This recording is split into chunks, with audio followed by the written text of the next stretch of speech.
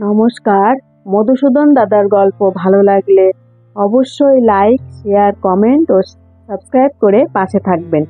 ছোট্ট গোপাল ও তার মধুসূদন দাদার গল্প শোনেনি এমন বাঙালি পাঠক বোধহয় সহজে পাওয়া যাবে না। গোপালের মা বলেছিলেন, বাবা, ভয় পেলে বা বিপদে পড়লে তোর মধুসূদন দাদাকে ডাকিস, তিনিই তোকে সব সময় রক্ষা করবেন। মা কখনো মিথ্যে বলতে পারে না। এই সরল বিশ্বাসের উপর ভর করেই গোপাল পাঠশালা যাওয়ার সময়ে গভীর বনের পথ দিয়েও নির্ভয়ে পার হয়ে যেত।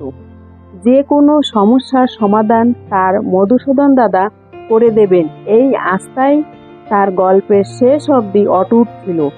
এমনকি পাঠশালার পণ্ডিত মশাইয়ের পিতার শ্রাদ্ধের দিনও সেই ছোট্ট দইয়ের ভাঁড় খুলে দিয়েছিল এক অলৌকিক বিষয়কর উপলব্ধির তার।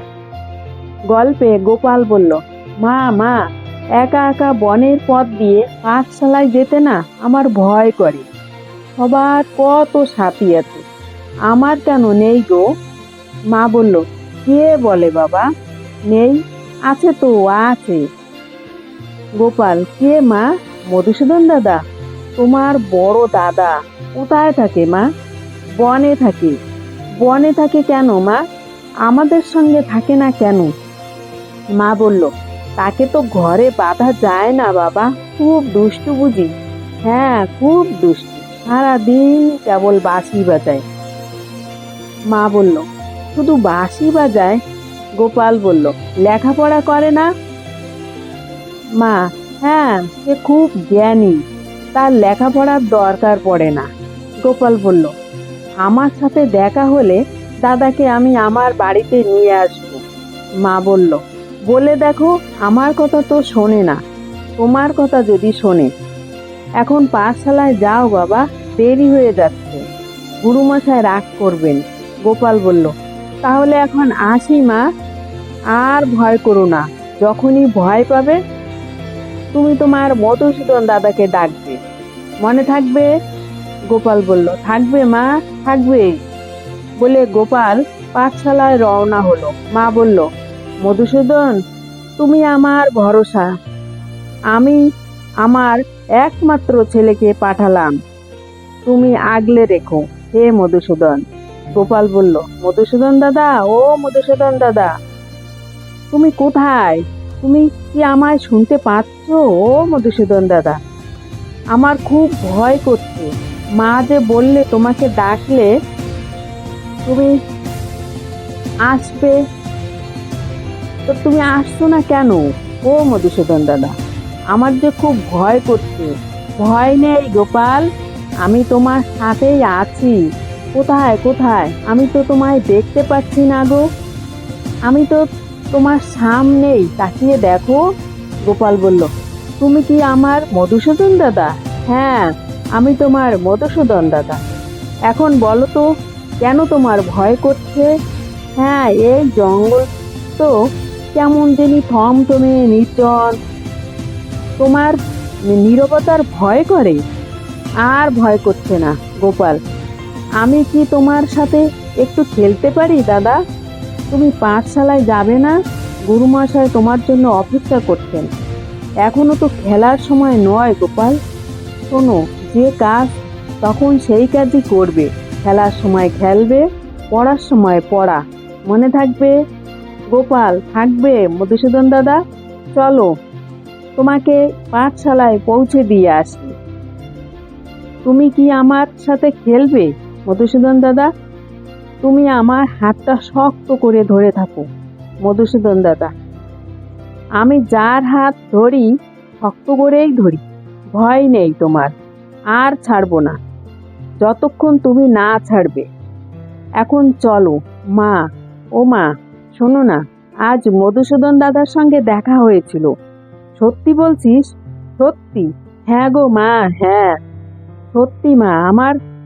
আমরা কতক্ষণ খেললাম, আমার আসতে মোটেই ইচ্ছে করছিল না। মধুসূদন দাদা কি ভালো। মা বলল, তুই ধন্য গোপাল, তুমি ধন্য বাবা। মায়ের কান্না শুরু হলো। গোপাল বলল, তুমি কাঁদছো কেন মা? মা বলল, আনন্দে আনন্দে। বাহ, যাক, আর আমার চিন্তা নেই। যার মধুসূদন দাদা আছে তার আর ভয় কি? আমি কাল দাদাকে আমাদের বাড়িতে আসতে বলবো। মা বলল, দেখো তোমার দাদা যদি তোমার কথা শুনে। পরের দিন, মধুসূদন দাদা, ও মধুসূদন দাদা, কোথায় তুমি? কোথায়? কাছে আসো না কেন? আমার খুব ভয় করছে। মধুসূদন দাদা, ও মধুসূদন দাদা, তুমি তাড়াতাড়ি এসো, আমার খুব ভয় করছে। মধুসূদন দাদা, তুমি কোথায়? তুমি এখনো আসছো না কেন? তুমি কি আমায় আর আসবে না গো? ও মধুসূদন দাদা, বাঘ আসছে, আমাকে বাঁচাও মধুসূদন দাদা। বাঘ বলল, হ্যাঁ, নরম কচি মাংস এতদিন খাইনি। আহ, মধুসূদন দাদা, তুমি আসো না। তুমি কোথায়? তুমি আসছো না কেন? বাঘ বলল, সুস্বাদু মাংস। আহ, একটা ভালুকও এসে হাজির। এটা আমার শিকার, একে ছেড়ে দেই। বাঘ বলল, আমি একে আগে দেখেছি, আমি একে আগে খাবো।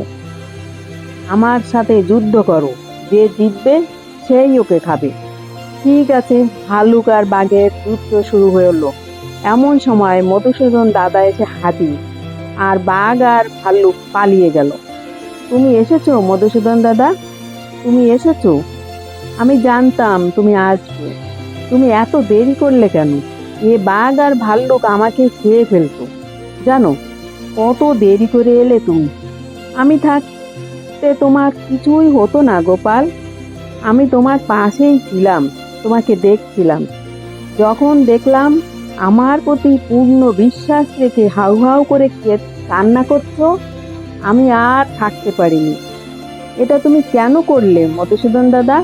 আমাকে দেখতে হবে, যাকে আমি ভালোবাসি সে আমাকে কতটা বিশ্বাস করে, কতটা ভালোবাসে। ভালোবাসার পরীক্ষা গোপাল, ভালোবাসার পরীক্ষা। তুমি খুব দুষ্টু, আর কোনোদিন আমাকে পরীক্ষা করবে না। না, আর কোনোদিন তোমাকে পরীক্ষা করব না। এখন চলো, পাঠশালায় দেরি হয়ে যাচ্ছে। তোমার পাঠশালায় এসে গেছে গোপাল, এবার আমার হাতটা ছাড়ো। মধুসূদন দাদা, আমার সাথে চলো না পাঠশালায়। আমি তো রাখাল, গরু চড়ানো আমার কাজ। তোমার সাথে পাঠশালায় গিয়ে আমি কি করব? যাও, ফেরার পথে দেখা হবে গোপাল। গুরুমশাই, আজ জঙ্গলে আমাকে বাঘ আর ভাল্লুকের তাড়া করেছিল। আমার মধুসূদন দাদা বাঘ আর ভাল্লুককে তাড়িয়ে আমাকে নিয়ে পাঠশালায় পৌঁছে দিল।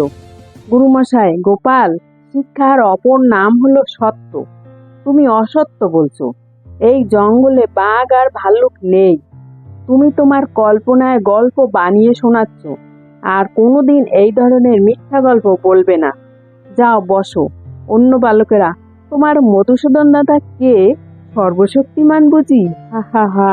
গোপাল, হ্যাঁ, আমার মধুসূদন দাদা শক্তিতে সবার থেকে বেশি। গুরুদেব, শোনো বাবারা, কাল আমার পিতার বাৎসরিক কাজ। আমার এই পিতৃদায় থেকে তোমাদেরই উদ্ধার করতে হবে বাবা। জানি গুরুদেব, আপনি শিক্ষার বিনিময়ে অর্থ নেন না। আপনার পিতৃদায় আমাদের। আপনি নিশ্চিন্তে থাকুন, কাল আমরা আমাদের সাধ্য অনুযায়ী আপনাকে দেব।